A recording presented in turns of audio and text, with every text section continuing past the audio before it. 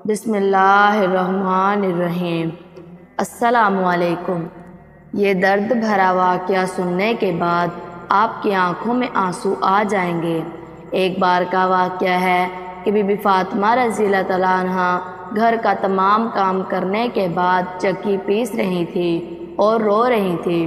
حضرت علی رضی اللہ تعالیٰ عنہ گھر میں تشریف لائے اور دیکھتے ہیں کہ گھر کے سارے کام ہو چکے ہیں اور فاطمہ چکی پیس رہی ہے اور رو رہی ہے۔ حضرت علی رضی اللہ تعالیٰ عنہ بی بی فاطمہ رضی اللہ تعالیٰ عنہ سے پوچھنے لگے، اے فاطمہ تم کیوں رو رہی ہو اور یہ پانی کس لیے گرم ہو رہا ہے اور اتنا سارا آٹا ایک ساتھ کیوں پیس رہی ہو؟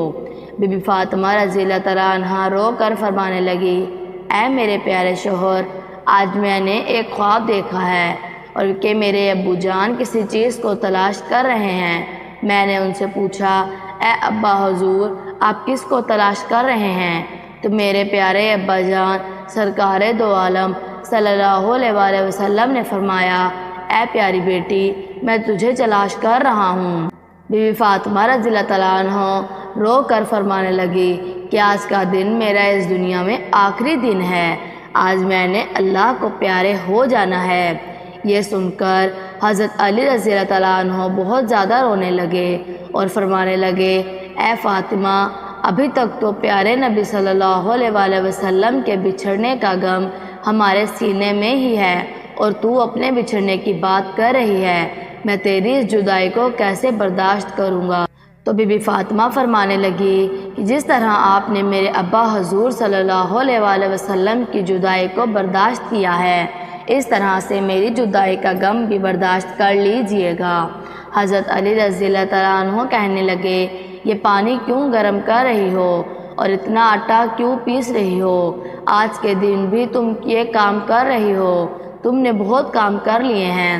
بی بی فاطمہ رضی اللہ تعالیٰ عنہ رو کر فرمانے لگی، اے میرے پیارے شوہر میں نے آپ کے حق بھی تو ادا کرنے ہیں، اپنے بچوں کے بھی حق ادا کرنے ہیں۔ میں پانی اس لیے گرم کر رہی ہوں کیونکہ اپنے دونوں بچوں کو اپنے ہاتھوں سے نہلا سکوں۔ میں آٹا اس لیے پیس رہی ہوں تاکہ آپ اور میرے بچے اس آٹے کی روٹیاں پکا کر کھا سکیں۔ میں آپ لوگوں کے کپڑے دھو چکی ہوں تاکہ آپ لوگوں کو دھلے ہوئے کپڑے مل جائیں اور آپ پہن سکیں۔ میرے بعد میرے بچوں کو کون آٹا پیس کر روٹیاں کھلائے گا؟ یہ کہہ کر بی بی فاطمہ رضی اللہ تعالیٰ عنہ بہت زیادہ رونے لگی اور حضرت علی رضی اللہ تعالیٰ عنہ بھی رونے لگے۔ حضرت علی رضی اللہ تعالیٰ عنہ بی بی فاطمہ رضی اللہ تعالیٰ عنہ کو سمجھا کر وہاں سے اٹھا لیتے ہیں، کہتے ہیں تم یہ کام مت کرو۔ تبھی بی بی فاطمہ رضی اللہ تعالیٰ عنہ کی طبیعت خراب ہونے لگتی ہے۔ بی بی فاطمہ رضی اللہ تعالیٰ عنہ کو تیز بخار ہونے لگتا ہے۔ حضرت علی رضی اللہ تعالیٰ عنہ رو رہے ہیں، بی بی فاطمہ رضی اللہ تعالیٰ عنہ رو رہی ہیں۔ اتنے میں گھر میں امام حسن اور امام حسین علیہ السلام تشریف لاتے ہیں۔ وہ اپنی ماں اور باپ کو روتے دیکھتے ہیں تو اپنی ماں کے سینے سے لگ جاتے ہیں۔ ذرا سوچئے وہ کیسا عالم ہوگا، وہ کیسا منظر ہوگا جس ماں کو پتہ لگ جائے کہ میں نے آج اس دنیا سے رخصت ہو جانا ہے اور میرے بچوں کا کیا ہوگا؟ میرے بچوں کو کون روز کھانا کھلائے گا؟ میرے بچوں کو روز کون سلائے گا؟ اس ماں کے دل پہ کیا گزرتی ہوگی؟ حضرت علی رضی اللہ تعالیٰ عنہ بہت زیادہ رونے لگے، بی بی فاطمہ رضی اللہ تعالیٰ عنہ بھی بہت رونے لگی۔ اپنی ماں اور باپ کو دیکھ کر امام حسن اور امام حسین علیہ السلام بھی بہت رونے لگے اور پوچھنے لگے، اے بابا جان آپ کیوں رو رہے ہیں؟ تو حضرت علی رضی اللہ تعالیٰ عنہ خاموش رہے۔ تو بی بی فاطمہ رضی اللہ تعالیٰ عنہ سے پوچھنے لگے، اے امی حضور آپ کیوں رو رہی ہیں؟ تو بی بی فاطمہ رضی اللہ تعالیٰ عنہ نے فرمایا، تم دونوں اپنے نانا جان کی قبر پر چلے جاؤ۔ حدیث شریف میں آتا ہے کہ امام حسن اور امام حسین علیہ السلام پیارے نبی سرکار دو عالم صلی اللہ علیہ وآلہ وسلم کی قبر مبارک پر چلے جاتے ہیں اور وہاں پر جا کر بیٹھ جاتے ہیں۔ تبھی اندر سے آواز آتی ہے، اے میرے پیارے بچوں تم لوگ واپس اپنی امی کے پاس چلے جاؤ، میرے پاس تو تم لوگ آتے ہی رہو گے، لیکن اپنی ماں کو جی بھر کر دیکھ لو کیونکہ آج کے بعد تمہیں تمہاری امی کبھی نظر نہیں آئے گی۔ جب یہ بات امام حسن اور امام حسین علیہ السلام کے کانوں میں پڑتی ہے تو دونوں دوڑ کر گھر چلے جاتے ہیں اور اپنی ماں کے گلے لگ کر خوب روتے ہیں۔ حضرت علی رضی اللہ تعالیٰ عنہ بھی رو رہے ہیں، بی بی فاطمہ رضی اللہ تعالیٰ عنہ بھی رو رہی ہیں اور امام حسن اور امام حسین علیہ السلام بھی رو رہے ہیں۔ اتنے میں بی بی فاطمہ رضی اللہ تعالیٰ عنہ کی طبیعت زیادہ خراب ہونے لگتی ہے۔ وہ حضرت علی رضی اللہ تعالیٰ عنہ کو اپنے پاس بٹھا کر ان سے 3 باتیں کہتی ہیں۔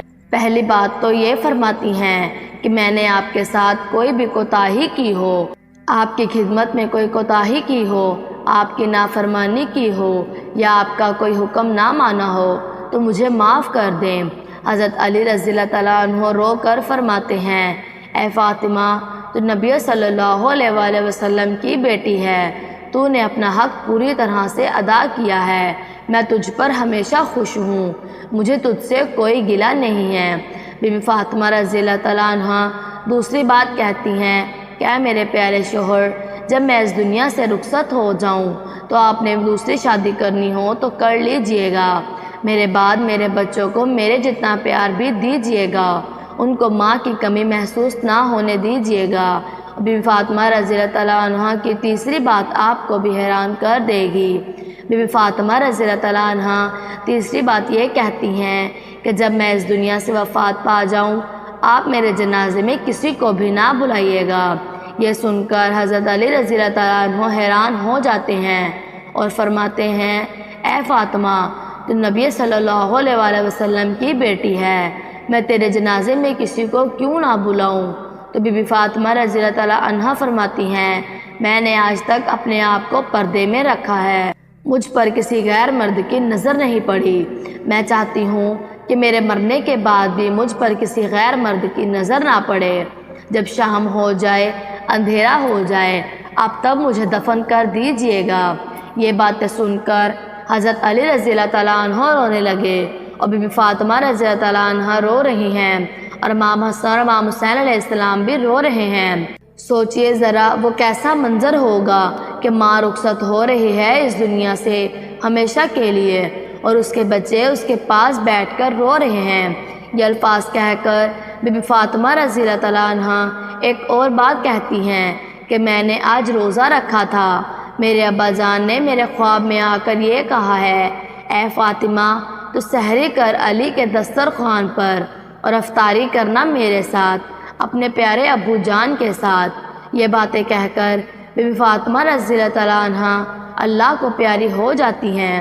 بی بی فاطمہ رضی اللہ تعالیٰ عنہ کو کفن پہنایا جاتا ہے، ان کا جنازہ اٹھایا جاتا ہے، تو ایک طرف سے حضرت علی رضی اللہ تعالیٰ عنہ کاندھا دیتے ہیں تو دوسری طرف سے امام حسین علیہ السلام کاندھا دیتے ہیں، اور تبھی وہاں پر ایک صحابی پہنچ جاتے ہیں جن کا نام حضرت ابو ذر غفاری ہوتا ہے۔ تبھی حضرت علی رضی اللہ تعالیٰ عنہ ان سے فرماتے ہیں کہ آج نبی کی لاڈلی بیٹی کا انتقال ہو گیا ہے، ایک طرف سے تم کاندھا دے دو۔ اس طرح یہ جنازہ اٹھایا جاتا ہے۔ روایات میں آتا ہے کہ وہ دونوں معصوم بچے امام حسن اور امام حسین علیہ السلام رو رہے ہیں، حضرت علی رضی اللہ تعالیٰ عنہ رو رہے ہیں، حضرت ابو ذر غفاری رضی اللہ تعالیٰ عنہ بھی رو رہے ہیں۔ جنازہ قبر کے پاس رکھا جاتا ہے، قبر کھودی جاتی ہے، حضرت علی رضی اللہ تعالیٰ عنہ اس قبر کو دیکھتے ہیں جس قبر میں بی بی فاطمہ رضی اللہ تعالیٰ عنہ کو رکھنا ہوتا ہے۔